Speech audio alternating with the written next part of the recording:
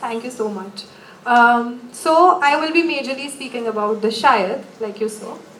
So all of us are living in an age of artificial intelligence, an age that is totally full of perfection and all the right answers. But here's the thing, the artificial intelligence is mostly like a mirror rather than the mind. What it does is, it works on the principle of confirmation bias, where it's showing us what we expect to see. So it's as if it's building an illusion of consciousness, but it's not actually the consciousness, right? And while this artificial intelligence can show us the right yes and no, it can never understand the weightage of a maybe, a shayad, which all of us go through.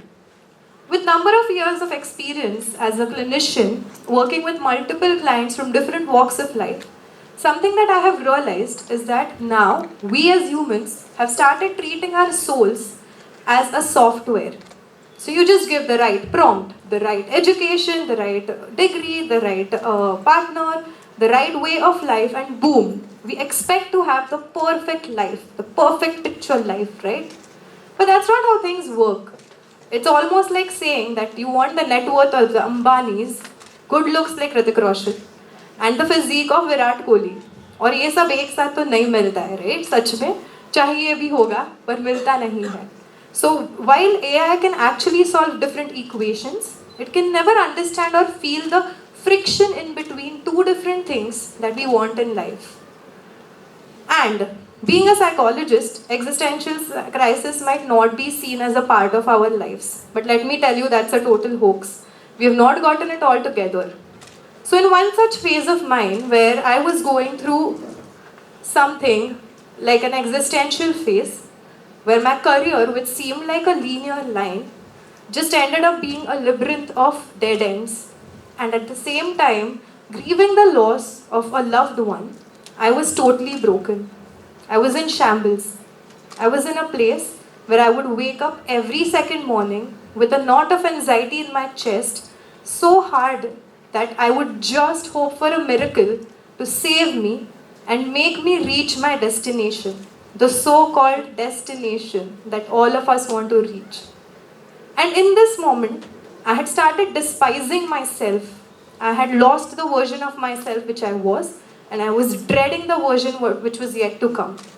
And in this whole journey of despising myself, really dealing with the situation which really broke me down and shattered me, I came across a billboard. And now, like all of us, I would also have normally ignored it.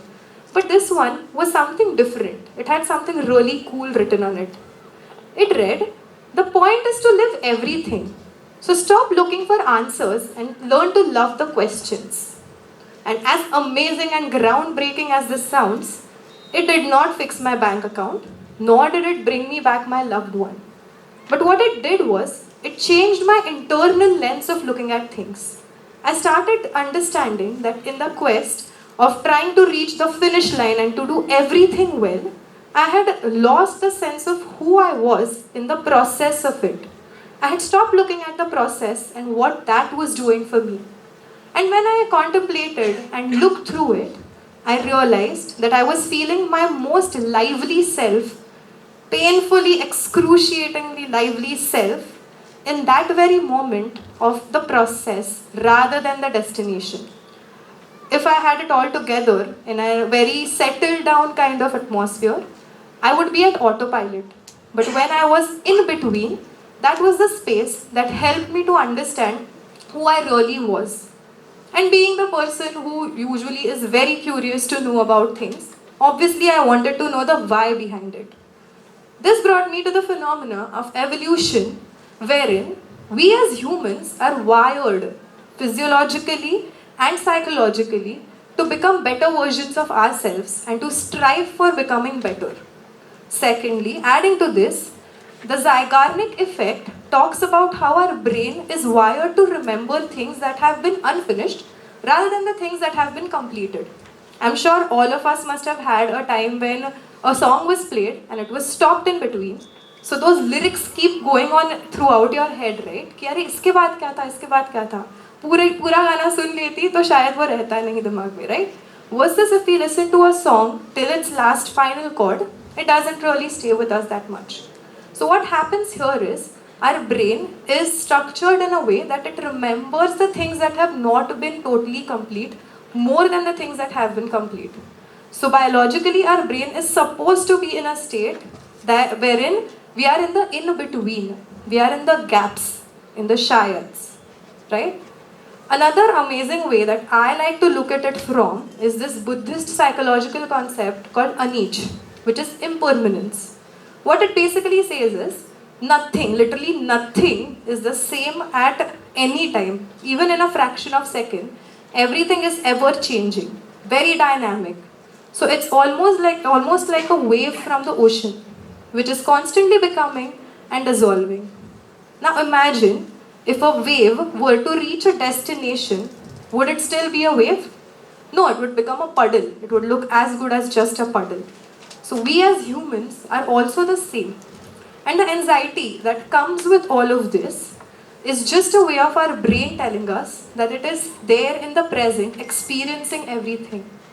We are often told that the opposite or the antidote to anxiety is a sense of feeling calm or a sense of feeling, in the place. But that is not really true. As a clinician, let me tell you that the antidote to anxiety is actually a sense of being present and experiencing everything, even if it is really, really painful, even if it makes you anxious, right? So that is how it works. Now that we have gone through a lot of theory, I want to come to some practical thing. So let's do something together. I'm sure all of you must have gotten a postcard with you. Yes? That was kept on your seats. A few of you might have not received it. Yeah.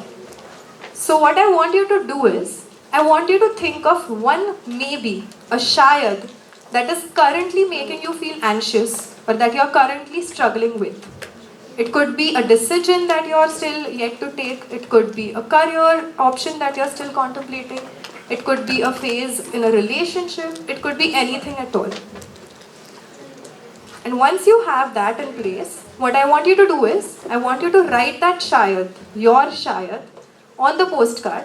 It could be a word, it could be a sentence, it could be a drawing, it could be anything that represents your Shāyad. So we can just take a few seconds for that and do that right now.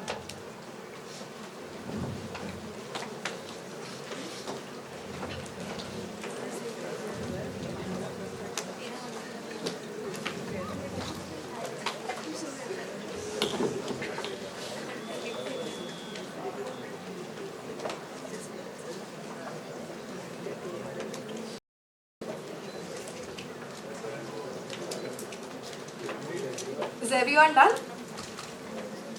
You can just show this if you're done, so I know that you're done.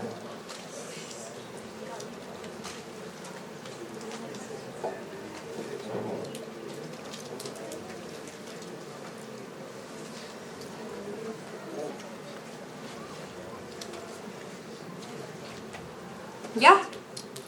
Now what I want us to do is, a bit uncomfortable, it is a bit uncomfortable, but what I want you to do is, I want you all to hold up your postcards of whatever you've written and look around. You can just see the person who's sitting next to you. I want you to read what they have written on their postcards.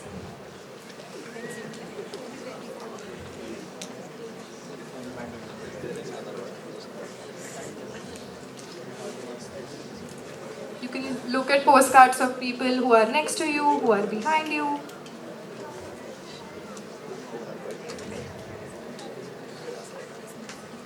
Yes. Thank you so much for doing this with me. I really appreciate the effort that has gone into writing and looking around and turning and twisting your backs and all of that. So thank you for doing that. Now what have you observed? I'm sure you must have seen a lot of different handwritings, a lot of different points, a lot of different shayads, a lot of different fears that have come up. But in this very moment, in this very exact moment, all of us in this room are in the in-between or in the shayads and showing off our shayads, right? So it is so powerful to see that all of us, even if we are coming from different walks of life, experiencing something absolutely different, we are still under the same sky and having a shared human experience. It feels amazing to see that even if we are in this anxious state, there's also multiple people with us in it. And this exactly is the heart of Dear You. This exactly is the heart of Dear You. So in an age where we are looking for digital code, Dear You is aiming at building a human algorithm. This space is majorly for strangers writing a piece of their heart for other strangers and receiving one in return.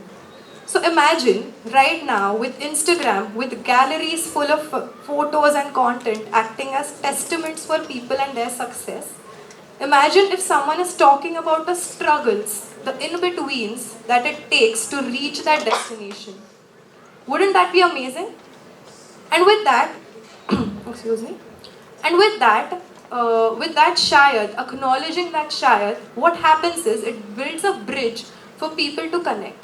Because even if you are an engineer, an artist, a student, anything, all of us feel the same gap in the same way. And this is what Dear You aims at. Using a mix of psychology and art, we look at our Shāyads in the face because then they stop becoming monsters under our bed.